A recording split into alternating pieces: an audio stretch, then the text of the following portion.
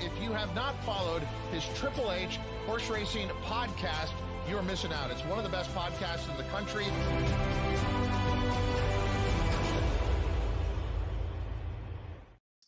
Hello and welcome to episode 8 of Wire to Wire here on the HHH Racing podcast, sponsored by our good friends at First Racing. I'm your host for tonight, Noah Maher.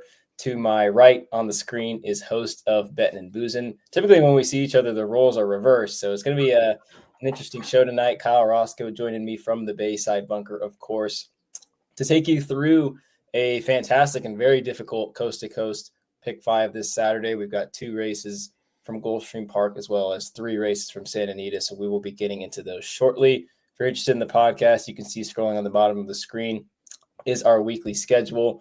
Tuesday nights, we've got 1 show, and Wednesday and Thursday nights, both 2 shows at various times. So, go ahead and make it easy. Hit that subscribe button, that notification bell, and might as well hit the like button while you're there as well. We would greatly appreciate it. Of course, if you're listening to us on Apple Podcasts, Spotify, and Anchor, we greatly appreciate it. But if you are also joining us from the Santa Anita YouTube or the Gulfstream YouTube channel, we appreciate that as well. Welcome those viewers to the show. If you're interested in following us on social media, that's our X right there at HHH Racing Pod. And if you're interested in what we've got to say in our opinions, we've got our Power Picks tip sheet, of course, if you guys know about that already. We talk about it time and time again, and they've started off 2026 very, very well. I believe we're 6 weeks in, and the ROI is well above $2. So it's above $3 for that. Is it really? Yeah. Those things are rolling for sure. And if you just want to find out more about us, you can go to our website, hhhracingpodcast.com. And I believe there is one more thing that I want to let the viewers know, and it is that they can get past performances and clocker reports, for both of the tracks that we'll be talking about, Gulfstream and Santa Anita. You can get those every race day, and you can get those at drf.com plus more info. Kyle, how is it going tonight? I don't know who let this happen, but I don't know. We're going to have a ton of fun, that's for sure. But no, of course, I'm very happy, of course, to be on this side. I'm usually, like Noah said, I'm on that side of the screen, doing all the peripherals and talking, doing all the behind the scenes action. I just get to sit back, relax, and let him do everything. So this is fantastic. But there's some good races, honestly, and some competitive races in this sequence. So it's very tough. But when you have races like that, you're going to have to press up your opinions wherever you find them. I know I have 2 pretty good ones and 1 race that I have absolutely no way what to deal with. You guys will see that later. But no, some good racing for sure, and definitely some competitive racing at that. Yeah, nice to have a little change of scenery. You get to sit back, relax, and let me control things up front. We'll see how that goes. We've already got a bunch of people that are watching. One of them that I wanted to mention is John Judge, who pretty much put the most correct statement and accurate statement that I've ever heard. He said that we are the only pair that beats a full house. That's what I'm talking about. Might as well just give him the link and invite him on at this point. Appreciate that. And Jim Pilar is, of course, a good friend and buddy of ours. Good evening, Noah and Kyle. Obviously going to be an excellent show. Well, we know we're going to bring the entertainment, but hopefully we can bring some winners along the way as the $1 coast-to-coast Pick 5 begins at 4:20 Eastern with race 9 at Gulfstream Park. We don't even have to tell the jokes, dude. The jokes themselves. Totally set up for us. I mean, this is absolutely perfect. Race 9 at Gulfstream. It's allowance optional claiming company for $25,000. Mile to 16th on the turf. Important to note the rails are at 52 feet, and you can see the wide open field down below, and the morning line favorite going to the horse drawn all the way to the outside, and the number 11 Maggie Go for Chad Brown and Irad Ortiz Jr. at 9-5. Second choice is the number 9 Pretty Lavish for Gaffalione and Sweezy at 3-1, and I will bring up the picks here shortly, and there they are. Race 9, I'm going 10, 9, 11, and Kyle is going 9, 7, 11. Kyle, you're going to kick us off with a horse, I believe, who finished third in the opener on Pegasus Day. She did, and I'm glad that this race is in there, because those of you that watched our Betting and Boozing show last night, and for those that didn't, I don't know what you're doing. You should go watch that after this. We cover the late pick 5 at Gulfstream Park, and 2 of these races are obviously going to be part of that sequence. And this is my best opinion of the entire day at Gulfstream Park is the number 9 Pretty Lavish for Ken Sweezy off the trainer switch from Graham Motion last time out.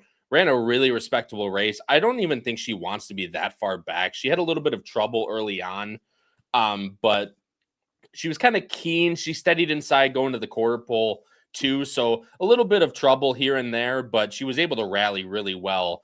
The only difference is obviously you can see right there that this was run on the inside rail. Obviously the rails will be out, not as far out as they are on your screen there for the Pegasus. I still don't understand that that decision to run the Pegasus turf on the outside, but you see the 9 Pretty Lavish still a little bit keen, like a little bit all over the place, but when she gets going, you can see that kick, and she lost to 2 decent horses in there, being Betty and Torino. She's coming on late as well, so the mile and the 16th should all but help her in this race as she gets that extra half furlong to run into.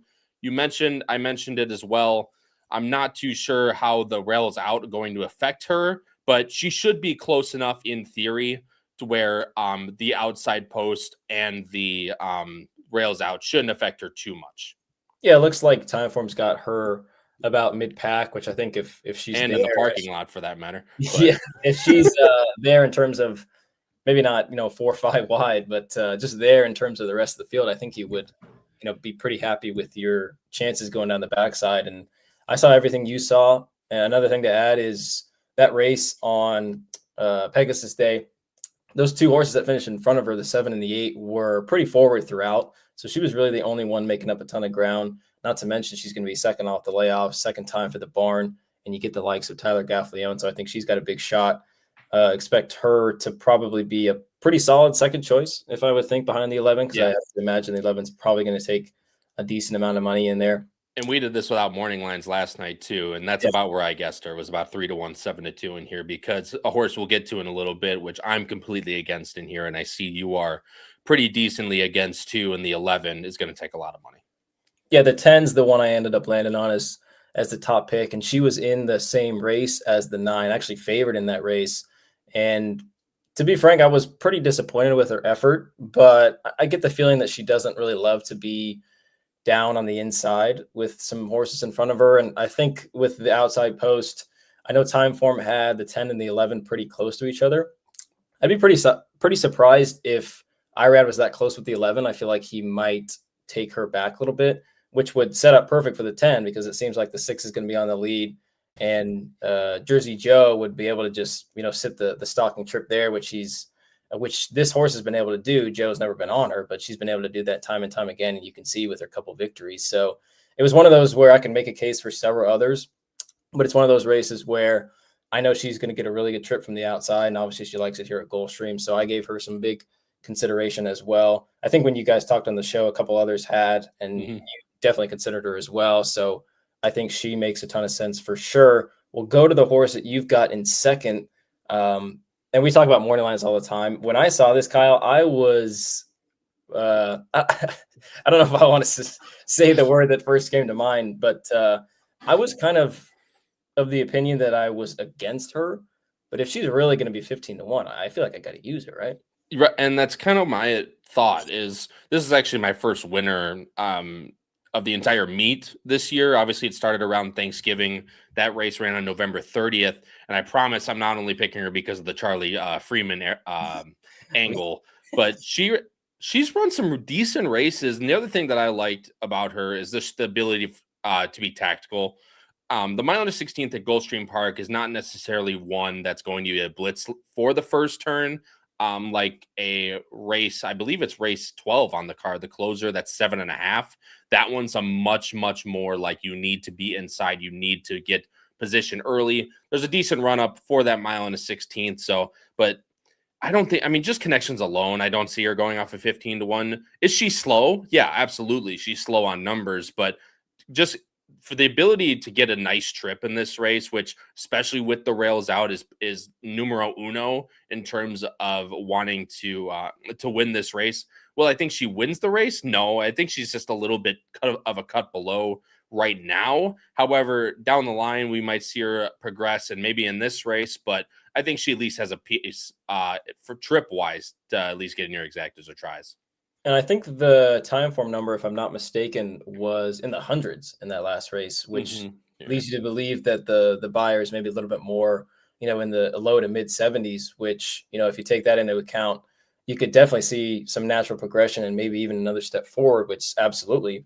I mean, the nine's pretty lavish. His last was 106, and that Mystic Sea race, you're right, it's a 102. So, yeah. I mean, they're a lot closer on time form than versus buyers.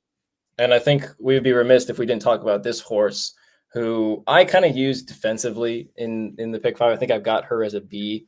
Obviously, respect the connections. The post is strange.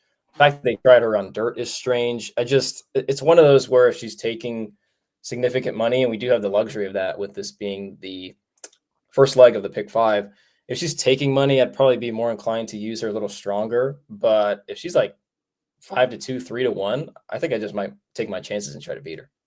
I even if she is 8-5, man, I really don't want any piece of this horse. This horse was obviously very well meant for Chad. Even going to Monmouth first time out, that was on one of their bigger days. Obviously, a grade 3 in the Eatontown. She ran fine. Like, she didn't necessarily run bad that day, and obviously the buyer reflects that. But then she went to the Ballston Spa, ran awful. The awful second choice, and then they tried her on dirt off the layoff, then took her back and put her on the bench again. Now comes back into this race. I mean, this horse was coming back, in that Monmouth race. She ran well. People started talking, really big about this horse, like, oh, Chad's bringing another older mare, not from Europe this time, but bringing from South America, which obviously turned some heads. And honestly, if this horse is any good, this horse goes to the Hillsborough in 2 weeks and runs at Tampa, where Chad loves to run his horses down in Florida. The fact that she shows up in this spot with the post, with all the questions that you already brought up, I just want no part of her. And if basically the way I'm treating this race, and you'll see it later, if it's not the 9, you could make a case for 3 or 4 in here. So if she's my best opinion on the card, I'm going to bet her like it. I'm going to take her and hopefully get through the rest and open up the amount of horses I have later. In the card and the sequence, excuse me. Yeah, I completely agree, because there are some very difficult races that we will get to shortly. It just kind of seems like just keep hitting at it. Just keep hitting at it until it comes up. Last point is it just kind of seems like she probably beats this field pretty handily, or she's just nowhere to be found. I mean, correct. I don't know what to expect from her, but and do you want take that chance of what you just mentioned at 8-5? And that was my whole thing yesterday was I can't trust that at 8-5. If she was, coming off of a race like the Eatontown, and maybe ran in the Ballston Spa, didn't run her, her race for whatever reason, and she comes back after that. But the fact that, you're going to lay off, then dirt, then lay off again, it's too weird for me to bet her at a very short price. Weird vibes for sure. We'll see what happens with her. And now we put her in the winner's circle. So on Saturday. Yeah, she's going to romp. Second leg, we go to the West Coast in Arcadia, California for race 3 on their program. Same level allowance option claiming this time for $50,000. And we've got another turf route. We've got milers on the turf, and you can see the field down below. Another very competitive race with a 7-2 morning line favorite in the speedy type, the number 9, Delightful Laura for Peter Hurton and Victor Espinoza. Second choice, just to her outside at 4-1, the number 10, Resolve, who I believe is 1 for 19. So hard to trust there. A runner for Powell and Hector Barrios. speaking of somebody that you can trust, I mean, you got to use that guy, right? Give me I'm that. 419. Kyle, you are 4910. We both ended up landing on one of two Baltus runners in the number 4, Miss Artois. And fun fact, I don't know if you actually remember this, but do you remember the I was time- saved by Miss Artois. I do. Yeah, the I time do. that I requested a meme from you, a Supercuts meme or I Yeah, think it's dude, Supercuts, that's isn't it? the Great Clips meme, dude. It's one of my Yeah, favorites. but anyway, what did you like about this runner hoping to get 6-1? I don't know if it's really more of how much I like her, and I do like her on Saturday. Again, it's just another race where I can poke holes in so many, and obviously, I believe this is probably going to be one of, if not the first runner, back off the out of the sheriff's barn after, of course, he unfortunately passed away. So rest in peace That's to a the great 9. John Sheriffs. That is the 9, the morning line favorite in here, Delightful Laura. I mean, this horse sticks out like a sore thumb when you're talking about just straight speed figures. But the pace scenario, obviously, Noah, and I'm sure you Mhm. hinted at this as well, is the question mark for her. As you can bring up the time for him, see, denoted as a fast pace between the two going deep, coming from a sprint last time out for Doug O'Neill, Claire Austin, who's only been running sprints in her career, stretching out for the first time and been on the lead in those sprints. So to go along with the 9, that's the reason I didn't have her in the top spot. However, I still do respect her in that regard. But Miss Artois, Noah, I mean, those last couple efforts have been very good, and they've had a little more cut in the ground. I think she might even be better without that cut in the ground. You can see she's also been a lot closer in her previous races. So I'm not too sure she wants to be that far back. Tiago's back on her, who is generally, I don't know if she's first call, but she's one of the first call, or he's one of the first calls for Baltus. And if Miss Artois can work out a nice trip from a nice post in the 4, I think she has all the chance in the world in a race that has a lot of question marks. Yeah, so this is the race that both the 4 and the 9 are coming out of. And it seems like it was a pretty live race. You see the 5th place finisher run a mile. My shoes came back and won, as well as the 7th place finisher came back and won, and I believe beat the 10 Resolve by a head, if I'm not mistaken. I don't know if you ended up watching this replay, Kyle. I'm sure you did. Mm-hmm. This was one of the more bizarre replays that I have seen. So she's the 9 in here. I know it's going to be very difficult to see. Let me go ahead and make this full screen so a little better. So she's the 9. She's in kind of the purplish colors there. So the 10, who's the winner that day, My Perfect Wave, kind of cuts inside of her, gets the quote unquote jump, I guess. And you can tell, I mean, Pereira, who's on her that day as well, is just pumping. I mean, he's completely pumping. At this point, I thought she was going to get last. Mm-hmm. See, she's not going anywhere. She's spinning her wheels. You can see the 10 who's making that move, who ends up winning that day. And then all of a sudden, right as she hits the 16th pole, she just figures it out. I don't know where this came from, but look at her fly. I mean, Yeah. she's going by horses. Granted, maybe those horses were getting a little tired, but there was some kind of light bulb that turned on. You can clearly see that she figured things out. She's full of herself. And like you said, some of the races before then, she's shown an ability to be a little bit closer. The race 2 back that was won by Candy Bar. I believe Candy Bar was very close to the pace that day, and there wasn't really a ton of running from off of it. So I could give her a bit of a green flag and upgrade for that.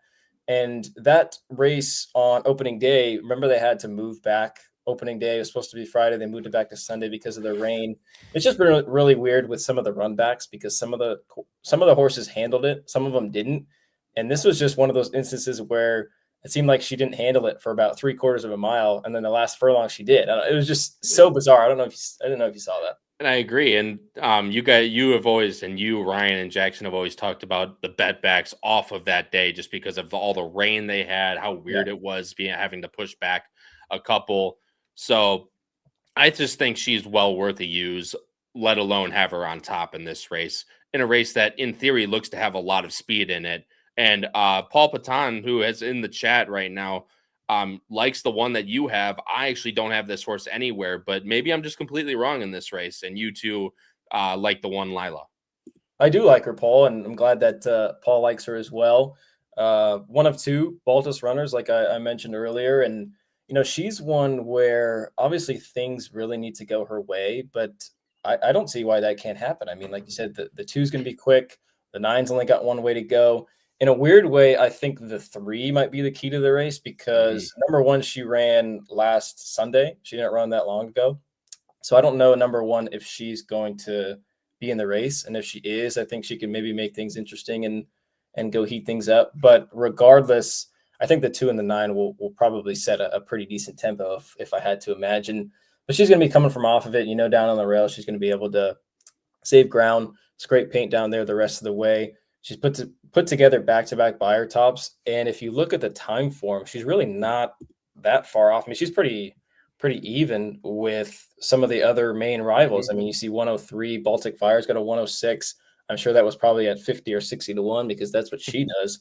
Delightful Laura's got a 107 in there. I mean, she's really not that far off. And Kyle, I mean, we've seen time and time and again, mostly been with some of the boys and some examples. Exhibit A would be Test Score and the Pegasus, where we've seen these 3-year-olds step up, up to that competition where you think maybe they're a little slow and they step up and they're able to get the job done. I don't know if she's going to get the job done, but she's going to be a price. She's going to be running. Just a matter of whether things set up for her. I don't know if you have a comment there, if you want to talk about the 10. I'll tell you one thing. Test Score pissed me off. That's one thing I'll say for sure. Yeah, that's the only time I did not bet that horse. And of course he wins at God knows whatever to 1. And the 7 did run that 107 at 57 to 1. So good eye on that one. But yeah, Lila definitely might be just one I looked over. The layoff coupled with how Baltus has kind of started this meet have kind of drawn me off a little bit. Yeah. Plus the added fact that she needs the trip to go her way. But in theory, there should be enough pace in here to get her home, at least for in the money. So I think it's definitely needed of a use. And speaking of in the money, it's Resolve is probably going to be that horse. This horse, the talent's obviously there for her. I mean, she finished 5th by 2 in the American Oaks to some really nice horses that I think highly of in Mbaya and Cliffs. Wilden, I also think is a decent horse in that race. She has all the talent in the world, it seems like. It's just she can't put it together late, and she always comes with her run. You see an 8 out of the 15 in the money, 5 out of the 8 at Santa Anita on the turf. I think Santa Anita is her best turf track. And it's just a matter of getting it home for her. Obviously, Hector Barrios is going to help in that regard. She's just not one that seems like she really likes to win. And unfortunately, she always gets bet down like it too. So you're not really getting paid to find out if she can go, 2 for $1 million or not. You're just always kind of paying that type of tax. And I will say, I thought her last race was pretty good. I mean, she was wide the whole way on a day I believe the rails were already out. So she definitely wasn't saving any type of ground, but it just seems like she's done that on numerous occasions where she'll range up. She looks like she's going to go by and then just kind of flattens out. And like you said, she's done it at shorter prices. So for me, she's a very defensive use. I feel like she's had plenty of chances. Yep. If you want to key her in 2nd or 3rd, I mean, good on you. I would probably do the same thing. But yeah, she's just been definitely a little difficult to trust for sure, and she'll be one of the shorter prices here on Saturday. And my thing in this race is it's kind of just it depends on the pace scenario. Obviously, like you said, the 3 is the key to the race. If the 3 goes out, I really wouldn't use anyone but the Baltus runners and the 9, the Peter Urton horse coming over from the Sheriff's Barn with Victor aboard. I just think either the 9 wires the field or gets a really nice trip just sitting off, even though the 9 really hasn't done that. I think the 9 either wires or it's one of the Baltus to come late if the pace heats up. And obviously, you can take which one you want. Obviously, I prefer the 4 Miss Artois. Noah, you have both of them intertwined in there. But that's kind of the way I viewed the race. It's either the 9 wires, and based off that last race, it almost seems like she's the most likely winner of the race. But like I said, if the pace heats up, I think either one of the Baltus could get it. Mr. Matt Miller joining the chat from Marshall's Guest House in Memphis. I know Matt, I believe today was heading out to Oak Lawn. Awesome to see Marshall in action. Teaching class at Rhodes. Great time talking to students about strategy. He's just rubbing it in, dude, with implementing that good strategy and that good tournament talk into Marshall students. It says on to Oak Lawn tomorrow, first time. It was supposed to be our first time a couple weeks ago, Kyle, but that's what I'm saying. There was a thing called weather, so unfortunately we did not get to head out there, but hopefully we will make that a trip At here some point. soon. We will move on to race number 11 at Gulfstream. That is the middle leg, and Kyle is shaking his head because this is one of the more difficult races that you will see. Maybe not in your lifetime, but that I've certainly seen of in the a year. long time. I mean, this might be the most difficult race I've looked at all year. And somehow we are actually somewhat similar. I'll bring up the picks in just a minute, but you could see the field. It is everybody's favorite time. It's a $10,000 claimer on the Tapeta. Yes, Kyle paid me to say that. He said the thing. 9-2 morning line favorite in the number 2 Go Amy for you LSU Tiger fans. Rohan Crichton and Irad Ortiz Jr. second choice on the morning line, at least, is the number 10 1 of 1 for Badu and Luca Panici at 5-1. And our picks are up on the screen. Now we've got similar ideas in terms of tactics. I've got 2-10-11, and you've got 5-10-1. I believe mine's actually supposed to be a 1, so that's host field number 1.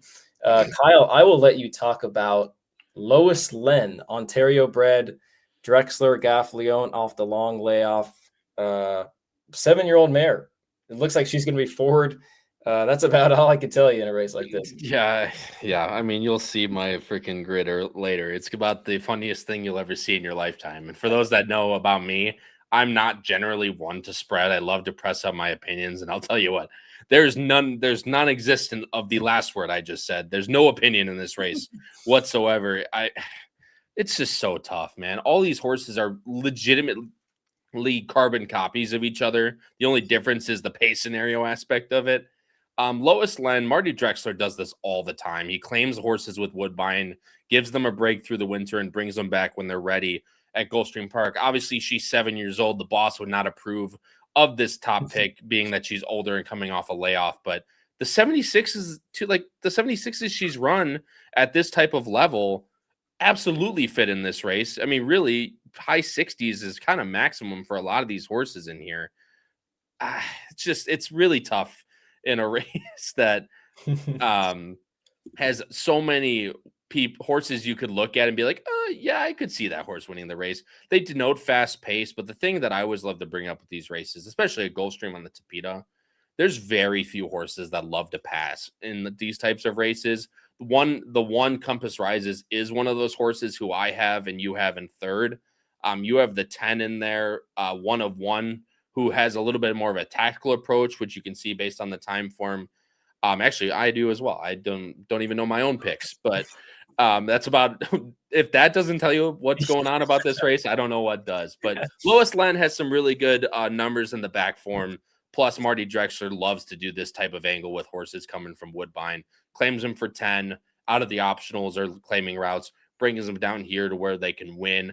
Generally speaking, the Tapeta form down here is less that of Woodbine, obviously, because actually I said obviously again, Jim. There you go, knock it up. Put 1 on the scoreboard for that. But I'm waiting for the comment. I know Woodbine is the only one. Woodbine only has synthetic up there, so generally speaking, the Tapeta form is better up there. So hopefully, coming down to this type of level, even off a little bit of a layoff, she can go to the lead and not look back. Yeah, there he is. Jim Polaris. I'll say this about Lois Len.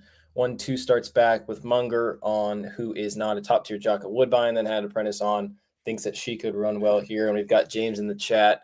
James, I don't even know if I'd go that far. He says, sounds like a win bet. This just seems like one of those races where if you're playing the Coast to Coast Pick 5, you just use as many as you can and should try to survive. For your budget. Really. Yeah. But I'll tell you what, if you do place a win bet, you're going to get at least 4-1, no matter who you like. Maybe that is the play. I guess the big question with Lois Len is if the 2 is quicker than her, can she sit off? But then again, I mean, I've got 3 or 4 questions for everybody in this field. Correct. So maybe I'm nitpicking. No, and I think that's a fair point, though. I mean, she has the ability to sit in the past. But obviously that was, I said it again, Jim, that's 2 for the scoreboard. I need to stop. But that was the end of last year. She was able to sit. Now she's 7 years old coming off that layoff. So it's always going to be a question with these older mares coming off if they can run as well as they have in the past. I just know Marty Drexler loves to hit up this angle down at Gulfstream in the winter. So going to try and take a little bit, and I trust. But I'll tell you who's good to trust is Rohan Crichton, who you have on top. Yeah, and that's the key here, right? I mean, I know she faltered a little bit late at a pretty short price, but it was also fast pace. And number two, like you said, I'm not super familiar with Dante Zanelli, but I am very familiar with Rohan Crichton, and he's obviously 25% so far of the meet. He's also very good off the claim. And you pick up a guy named Irad Ortiz. So, maybe she'll get a little bit bet in the win pool. But like I said, it's not a race that you're going to be involved in the win pool. I mean, you're just trying to get out alive. So I thought it was possible that she could be quicker than the 5, but you see that race 3 back. She actually did a little sitting. I know she was kind of placed outside that day, and she also was a big price. But it's just one of those races where I feel like I want to take some of the horses that are in decent form, kind of regardless of the company that they're running at, just because I feel like some of these Tapeta races and the conditions, they're kind of similar. They're not like similar all the time, but it's always a leg up, I think, when you've got horses that are in good form. And speaking of good form, I believe the number 10's in pretty good form. If I'm not mistaken, she had a win 3 back. That was in the barn of Jennifer Young. Obviously, she's had 2 races for the Badoo barn. She was avoided claim 2 back, and she was in that race, I believe, with both the 1, 2, and 10. And the funny thing was the 1 was the first horse I saw, and I watched the race, and I'm like, yeah, I don't really know if I want any of these horses. And I'm pretty sure I have all 3 horses that were in that race as A's. I mean, that's just what's happening with this race. Oh my gosh. Yeah, and my voice on Luca Benici has been well known by at this point, but you are right. I mean, a lot of these, especially when you get to the beaten claiming level and you get out of the condition claiming level, all these horses kind of just beat up on each other all year round. And this is obviously one. This is one of those. That is, and this is a claim back for Steve Badoo, which is another thing that I like. If you scroll down, you can see Badoo actually owned this horse, then claimed him back for him, lost him for 20, claimed him back for 10, her. I'll take a drink for that. But that's a good angle to run on. And this horse runs very well. We'll have a little bit of a tactical advantage. I think this horse is an absolute must use. Tapeta specialist. Really not much more to say, but if she sits a nice trip to the outside, is able to tuck in a little bit off of that mile 70, because it is a little bit quicker of a run. This is six, or no, this is I'm looking at the wrong race. This is mile 70, so a little bit quicker to that first turn than a mile in the 16th. So as long as she gets in from the outside, I think she has a big chance. Yeah, and she's going to be close too. I think the consensus on the 1 is if things really go crazy up front, she would be the one that would maybe pick up the pieces. I like the way she was able to get the job done in both of those races, 2 and 3 back. A little disappointed with her effort last time because she was the favorite. And like I said, when I first watched it, I was like, this horse did no running at all. But then again, I've got this horse in 3rd and an A. So, that's this race for you. But I do like the fact that she gets back into the barn of Angel Rodriguez, because she was in his barn when she kind of went on that little spurt of back-to-back victories, and you get Junior back as well. Yeah, and this is not a wait and claim back. This is a straight claim back immediately. Not for the same ownership, but for the same trainer in Angel Rodriguez. Junior Alvarado picks back up the mount from when she was in that barn. There's a lot of things to like with her. I think she needs a lot more things to go her way than someone like the 10. And the 3 is also in that type of form with Katie Davis aboard for Salvatore Santoro. I can probably say that for 5 different horses in this race. It's just really tough, and this is kind of a straight survive race, because no matter who you pick in here, like I said, there's going to be very nice prices either way. Some will obviously play more, and that was a needed one.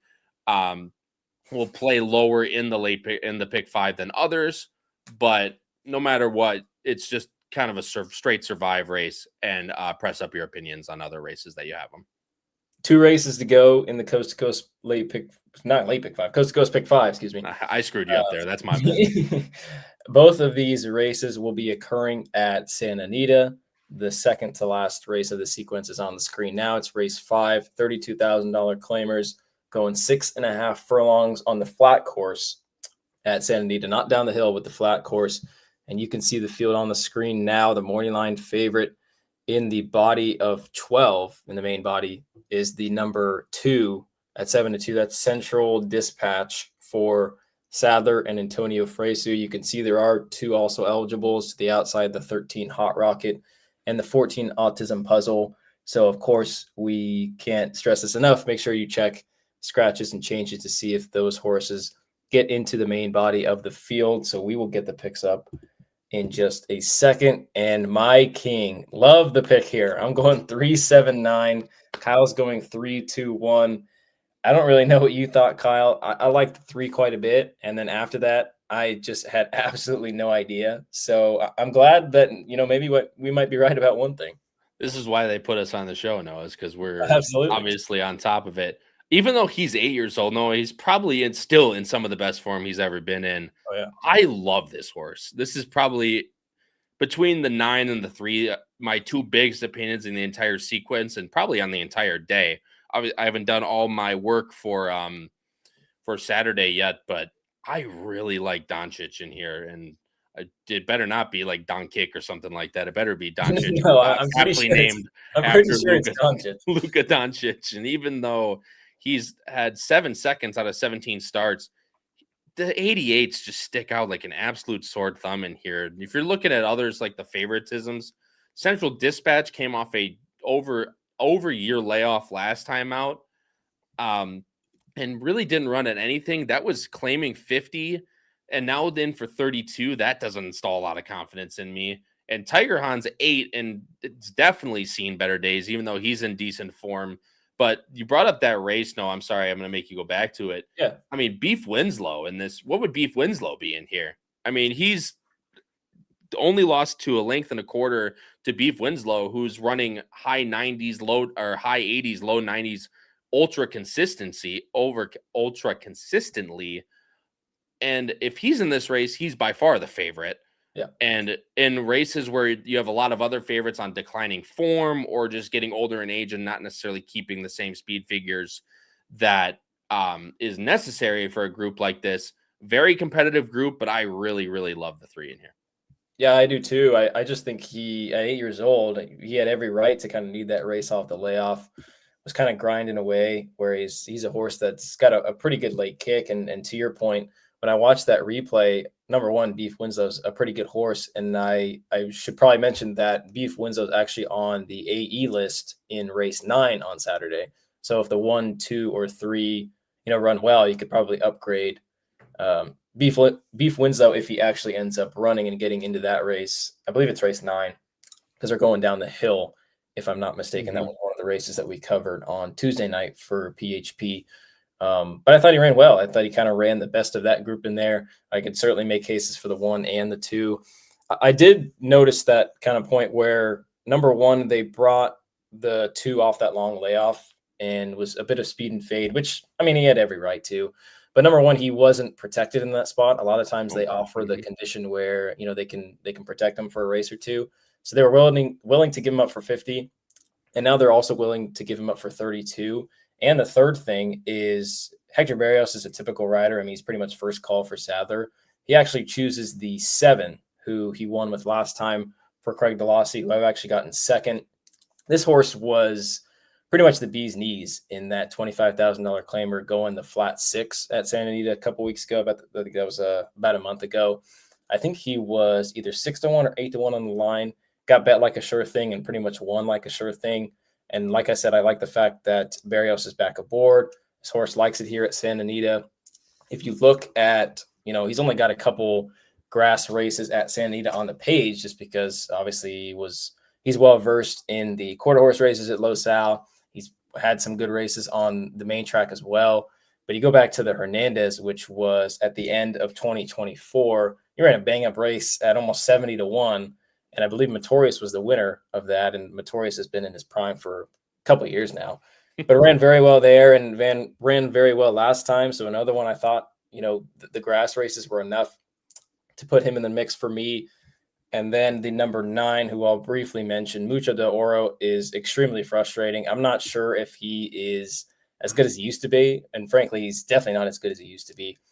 But the fact that there isn't really a ton of speed in this race, at least confirmed front runners, number one, you never know what you're going to get from Florent Geroux. But if Florent actually decides to go, you look at some of Mucho de Oro's races where he's actually on the lead at the top of the stretch, he's pretty tough to run down. I know those were a while ago, but it's just one of those where, I give him one more shot. If he's able to get the lead, like time form might suggest, I'd give him one more shot. Other than that, if he kind of falters a bit and doesn't run well, I think the divorce papers would be out for me. Yeah, and that's the thing is the pace scenario. That was my question because I actually did take a long look at Code Dwello.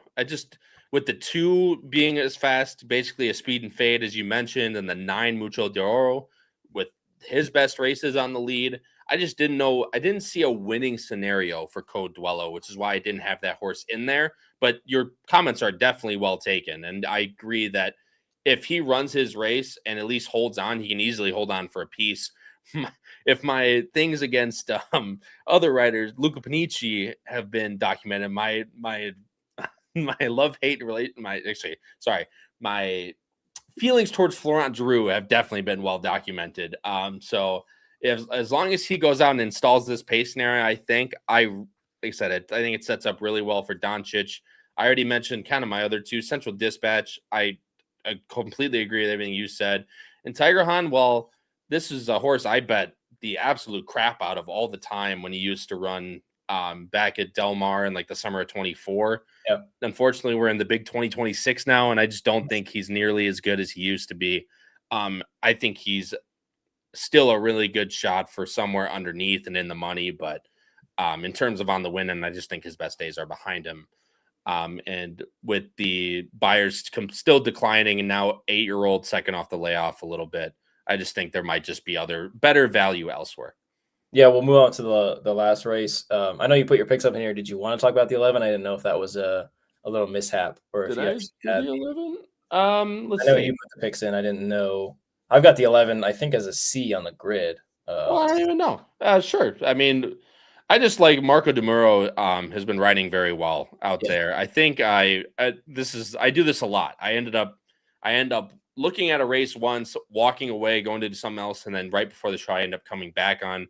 I probably switched out the 11 for the 1 at the end there. It's a 50-50 chance, Matt. Either we win the race or we don't. It's a simple fact. Just like gambling. It's, a 50-50 chance. You win or you don't.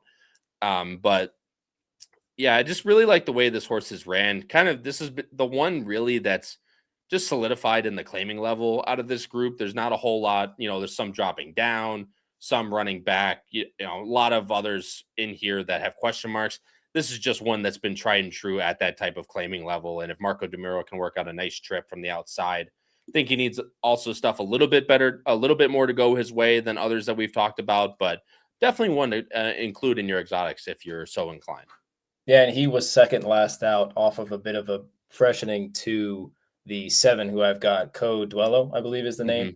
So if you like Code Dwello like I do, I think there's really not much reason to and actually, Matt, that's a good point. I didn't bring that up with Tiger Han. I think Tiger Han's better surface is the Del Mar turf surface versus the Santa Anita one.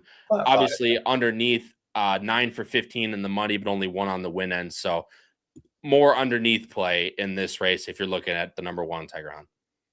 The concluding leg of the Coast to Coast Pick 5 is the Wishing Well Stakes, which is the feature on the card on Saturday at Santa Anita. It's a $100,000 purse. We've got fillies and mares going 6 furlongs on the turf. Yes, it is a flat 6, I believe, once again.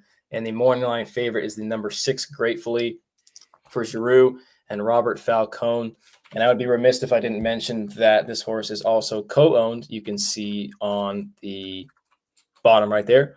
I will highlight it so you can see it. Co-owned by a proud sponsor of the show, Adelphi Racing Club. If you want to get in touch with them and interested in owning some horses with that partnership, you can go ahead and contact our good friend Matt Cutaire if you want to get involved with that. But we do wish them luck with this runner on Saturday, and I really wish them luck, and so do you, Kyle, because we both got this runner on top. I'm going 6-4-7, and there's Matt. Appreciate Matt. He said, let's go.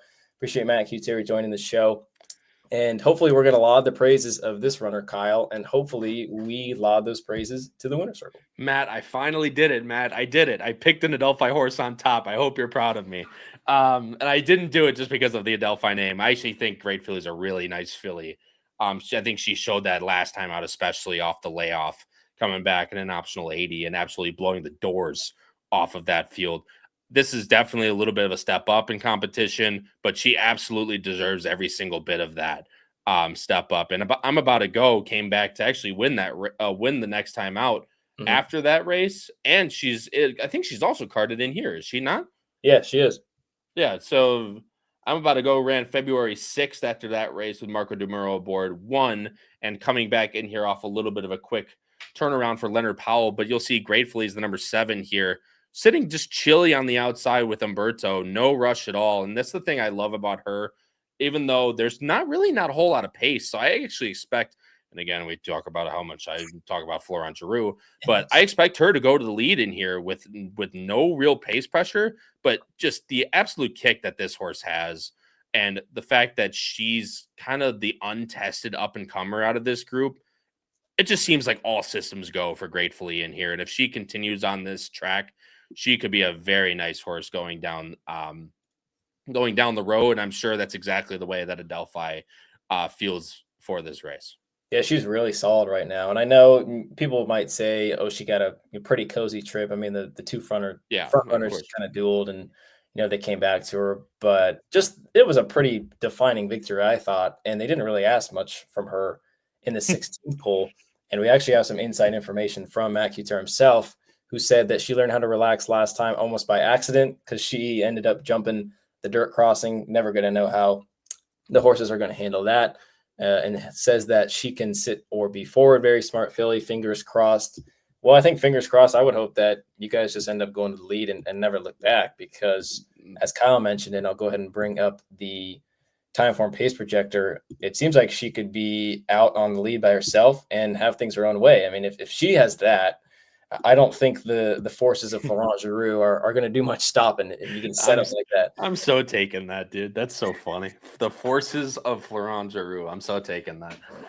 But I agree with you. And the fact that I'm About to Go is the horse behind her on the Timeform pace projector, that horse really wants no part of the lead, does her best running on the with a target. So I don't expect the 3 to go, and the 9 Jungle Piece has been fast. So maybe that's the one that can disrupt a little bit, but I just agree with everything you said. And Matt Kuchar, I actually love that type of inside information, quote unquote, that she almost learned to relax bet last time by accident. It kind of just shows how smart the filly is and how the ability of the filly to be able to not only be a lead type, but also have the ability to sit and really explode at the top of the stretch, because she put that away absolutely no problem. Very looking forward to Gratefully running on Saturday. Yeah, and she just turned 4, 6 weeks ago, and she's only run 4 times. So obviously there is plenty of room to improve, and we're glad that she's definitely going. And we are chalking out, but I feel like it's a deserving favorite, and in a sequence that's got a couple tough races to try and go about value wise. I feel like this is one in my opinion, that you can lean on. Pace advantage. I mean, she's got the 4 to back it up. I think she's going to be really tough. We both got the 4 and 7, and we've actually got the same top 3. Sam Falcone, appreciate you joining the show. Gratefully in the spot. Seems like one similar to Hit Show last week. That even float. I completely agree with that, Sam. Even though it took Hit Show about the length of the stretch to get by Accelerize. Don't bring that one up to me, dude. Loaded everything in his power, but Hit Show was just too much in the end. Saratoga Special, Kyle. I not super familiar with her form overseas, but I did watch a couple works in the mornings. She looks really good. The problem is it seems like she doesn't have a ton of speed, and if there isn't really a ton of speed signed on, I'm a little worried that she's going to be a little up against it. I just feel like the class that she's kept overseas coming now to here, first time at 4 off the layoff. You mentioned I did watch a couple works. She looks to be in perfect form in the mornings. And Hector Barrios jumps aboard, who really doesn't ride for Baltus all that much, does he?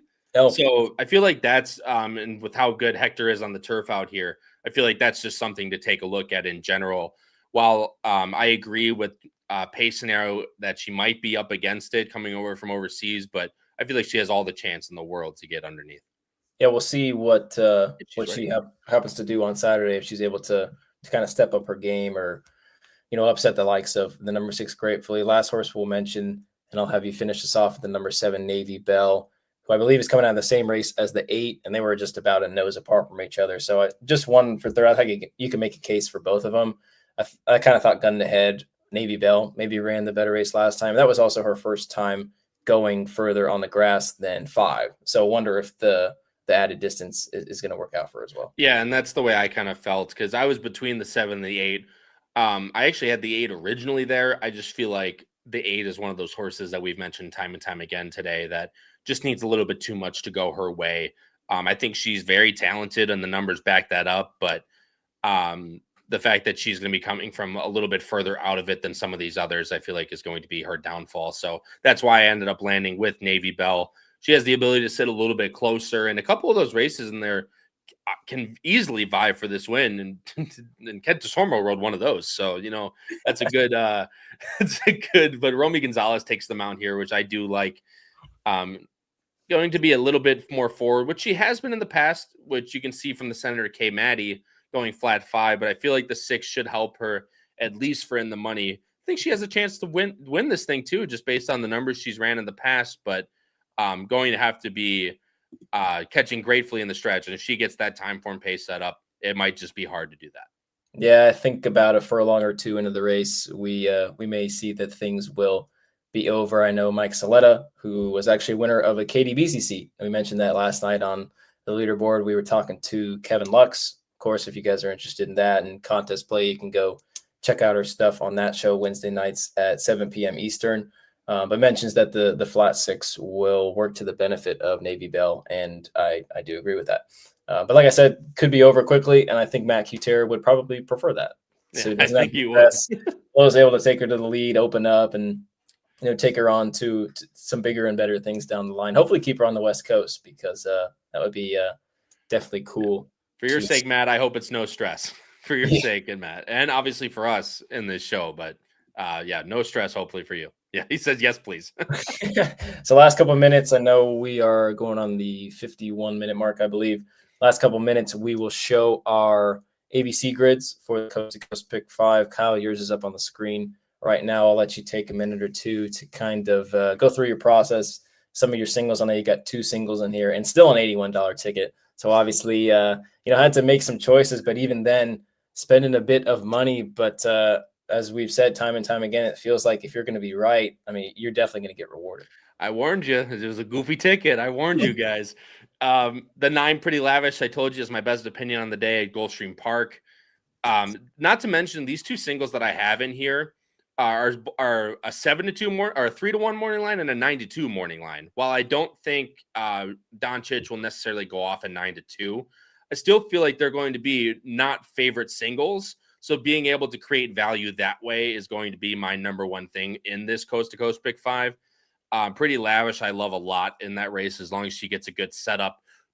Not on the lead by any means, but at least close enough to where she can close on those 52 rail outs at Gulfstream Park. Santa Anita 3, it kind of touched on it a little bit. Not my best opinion on the entire day, but I feel like it's good enough to go 3 deep in there as I have the 149 in my Caveman. I know I included the 3 and 10 as C's underneath, but the 149 I feel like you can get through. Actually, I did include the other Baltus in there, funny enough, in my Caveman. So I did talk about that. I think it's either the Baltuses or the 9 wiring the field. You could say at Gulfstream Park 11, your guess is as good as mine. I could probably take 3 singles, single gratefully on the end, and go all of them in that race, because I think legitimately you can make a case on the win end for every single one of those horses in that race. So I can't in good faith go like under 6 in there, because every horse I look at, I go, oh yeah, I can see that. The next horse is Doncic, again, 9-2 morning line single. I just really like that horse and the form that horse was on. Like you mentioned, Noah, that horse had every chance to take a step down after coming back off the layoff now at 8 years old. Ran just as good as he was running in the end of last year. So singling that horse, who should get a really nice trip from the 3-hole.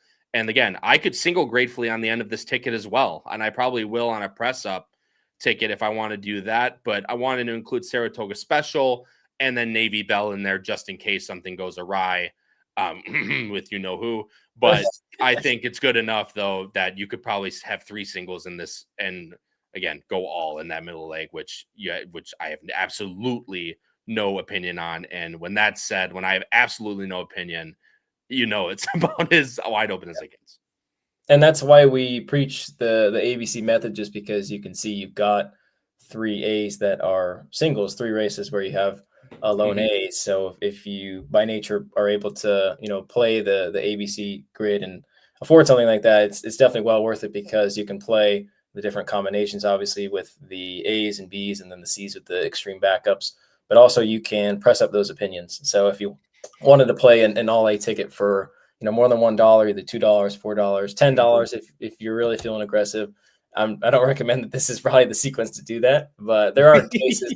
There are cases where, just with the way the races align, a little more chalky and maybe could expect some more formidable results. So obviously, that's why we preach, making sure you use that. I'm going to apologize real quick right now. My horse is going off at Turfway right now. So I'm going to watch it while you talk about this, but I might run circles if he wins, just a heads up. Should I keep you on screen or should I take you off? No, you can keep me on screen. It's good content if he wins, or I'm just going to be sad. Either one. All right. Well, I'll talk you guys through my $96 Cayman. You can see, I think the name of the game with the ticket that I've constructed is just get alive to the last. Get alive to Gratefully in there. If Matt's confident, then I'm confident. And hopefully, like I said, we are able to overcome the forces of Mr. Florent Giroux himself. Kyle is a bit disappointed. No, why is it always the horse that's next to my horse going nuts in the gate? Why is it always that? Sorry, continue. Go ahead.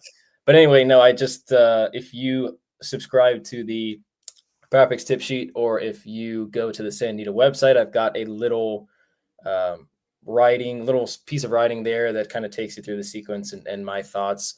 And I pretty much just put there what I just said. We're just looking forward to getting alive through those first 4 legs and trying to get alive to Gratefully. Got the 4 and the 7 in that backup just in case, but just to kind of take you through some of those races. 9, 10, 9's Kyle's top pick, 10 is my top pick.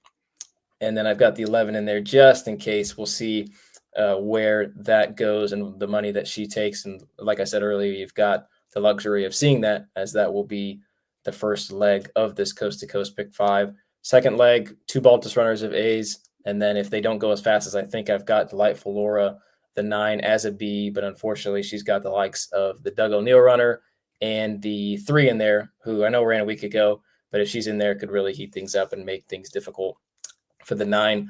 Already talked lengths about how difficult Gulfstream race 11 is. I'm going to try to get out with 4 A's, and I've got 4 C's as well. So it could be one of those where I hit A's in all 4 races, and then that race just goes to, crap. But anyway, 1, 2, 8, 10 there. Love the pick that Kyle's got. He actually had the stones to single Doncic in there. I've got him as the lone A, but I've also got the 1, 7, and 9, who I think have good chances in there to maybe upset. And obviously that would create a big parlay going forward. And then obviously, like I said, time and time again, Gratefully will be the single for me. Hopefully the number 10, the Hund, not the Huz, the Hund. I think it's the Hund. The Hund. Yeah. Come on, Hund. Come on, Hund. Sorry, don't let this 12 pass us. Come on, Hund. Come on, Hund. Come on, Hund. Get there, Hund. You got passed at the line, I think. Oh, my God. He's going to know. He's in a photo.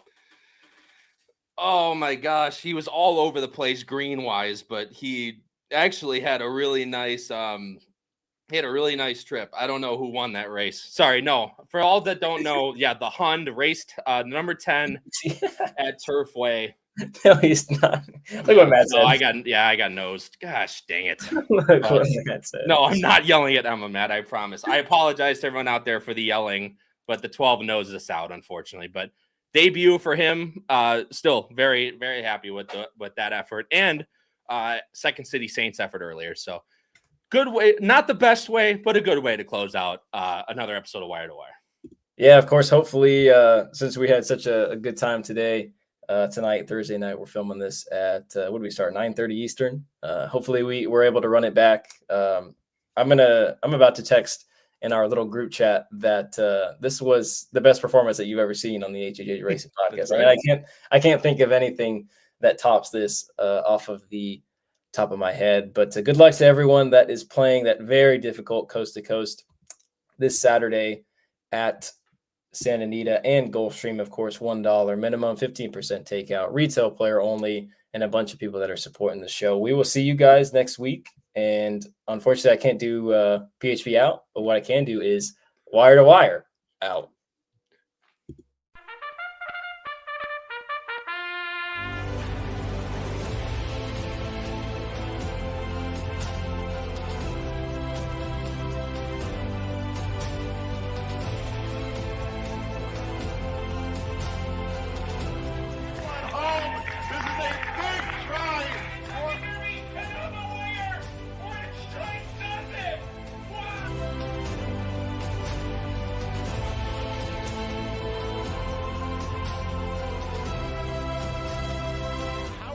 Outings. If you have not followed his Triple H Horse Racing podcast, you're missing out. It's one of the best podcasts in the country.